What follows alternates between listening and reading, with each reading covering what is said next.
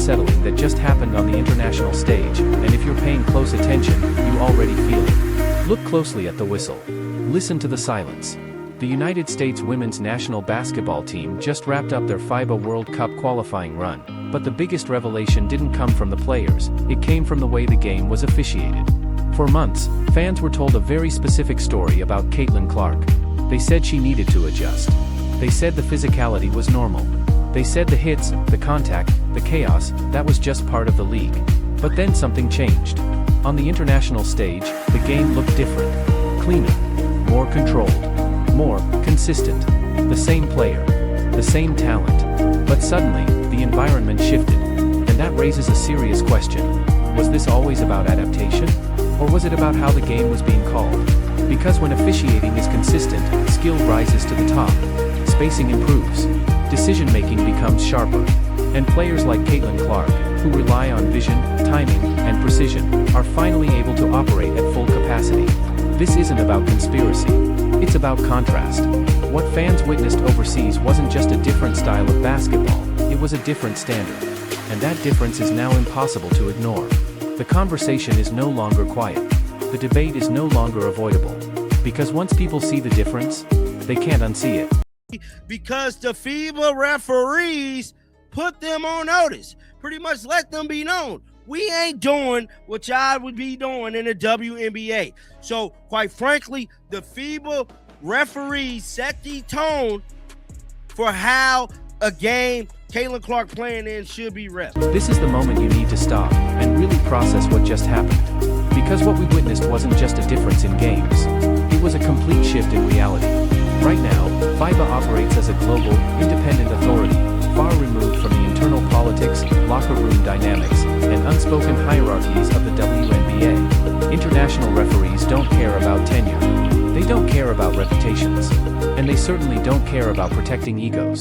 They care about one thing, calling the game by the book. And the moment Caitlin Clark stepped onto that international hardwood, everything changed. The excessive contact? Gone. The off-ball chaos? Gone. The borderline hits? Gone. Why? Because the referees immediately set a standard. Illegal contact was called. Offensive players were protected. The game was controlled with consistency and structure. And the result was impossible to ignore. With the game being officiated cleanly, Caitlin Clark didn't just perform. She dominated. Her pace accelerated. Her vision opened up the floor. Her efficiency skyrocketed. It was a completely different version of the same player. Not because she changed, but because the environment did. And that's where the conversation becomes uncomfortable. Because when the conditions are equal, when the game is called fairly, when the chaos is removed, you start to see who truly controls the game. This wasn't just a strong performance. It was a statement. A statement that skill, spacing, and precision thrive under consistency. A statement that the global stage operates under a different standard. And most importantly, a statement that once fans see this difference, they can't ignore it anymore. Not finalized yet, so don't want to get too specific into details, but knowing that this new CBA is going to be historic. It's going to create generational success between players of all levels, and really excited. Now listen very carefully to the tone of that statement, because it reveals everything. There's a level of confidence, almost arrogance, being projected here that demands a closer look. Words like historic and generational success are being used as if they appeared out of nowhere, as if this financial leap just suddenly materialized. But step back and think about it logically. The same veteran voices who are now stepping in front of cameras and taking credit for this new era are also part of a system that, for years, struggled to reach this level of visibility and revenue. And yet now, in this exact moment, when global attention, viewership, and market interest have surged, those same figures are positioning themselves as the architects of that success. That's where the disconnect begins. Because financial growth in sports doesn't happen in a vacuum. It doesn't appear overnight. And it certainly isn't driven by messaging alone. It's driven by demand, by audience engagement, by players who shift the energy of the game and bring new eyes to the product. And right now, the center of that conversation, whether people want to admit it or not, is Caitlin Clark. This isn't about diminishing anyone's contribution. It's about understanding timing. When a league experiences a sudden surge in attention, ticket sales, media coverage, and global discussion, that momentum usually connects to a catalyst. A moment. A player. A shift. So when narratives start forming that credit negotiations alone for a massive financial leap, it raises a fair question. Is this truly the result of strategy? Or the result of momentum created elsewhere? Because the business side of sports is brutally simple. Value follows attention. And attention follows impact. That's the part of the conversation that can't be ignored. And really be in a space where we're in collaboration with the WNBA. You know, we are now a part of a rev share system, and we are going to see the fruits of our labor in a way that we've never done before. Let's slow this down for a second, because this part matters more than anything else. We're going to see the fruits of our labor. That's the statement. Now really think about what that means. Because for years, the WNBA operated under a very different reality.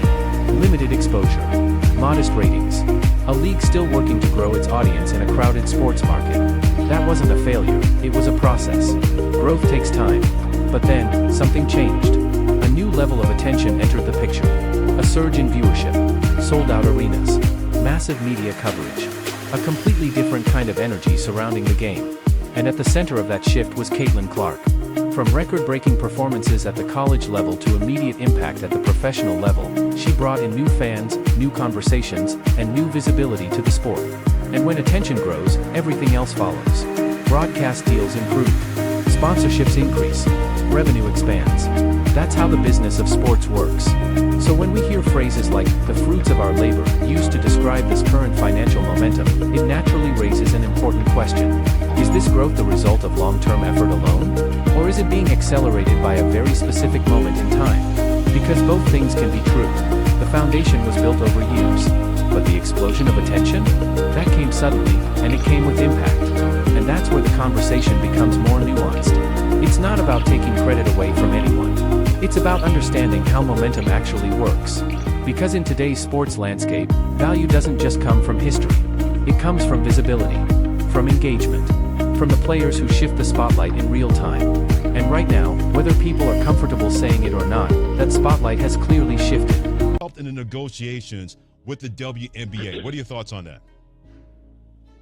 Yeah, I mean, I think that, you know, what we could take from Unrivaled was just the way that players were treated and how we had a standard to make sure that everybody had access to everything that they needed to build their basketball, build their game in a way. Now pause for a moment, because what was just said deserves real scrutiny. When Breanna Stewart positioned her off-season league as a driving force behind major changes in the WNBA, it introduced a narrative that doesn't fully align with the broader picture. Let's look at it logically. New leagues and initiatives can absolutely contribute to growth. They bring experimentation, visibility, and new opportunities for players. That part is real. But when we're talking about multi-billion-dollar momentum, league-wide expansion, and global attention, those shifts are typically driven by scale. They come from national and international viewership, broadcast demand, ticket sales and sold-out arenas, cultural impact that reaches beyond the core fan base. And over the past year, much of that surge has been closely tied to one name, Caitlin Clark. From record-breaking audiences to unprecedented media coverage, her presence has clearly accelerated the league's visibility in a way that's difficult to ignore. So when credit is assigned, it's worth asking, is this growth being explained accurately? Or is the narrative being shaped in a way that highlights certain contributions while minimizing others? Because in modern sports, the economics are straightforward. Attention drives value, and value drives everything else. That doesn't erase the work of veterans.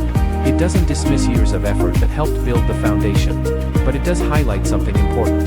Sometimes growth is gradual, and sometimes it arrives all at once through a defining moment. Right now, we're clearly in one of those moments. And as the league moves forward, with new agreements, expanding audiences, and rising expectations, the focus will naturally shift toward what sustains that momentum. Because in the end, the game doesn't just evolve through structure. It evolves through impact.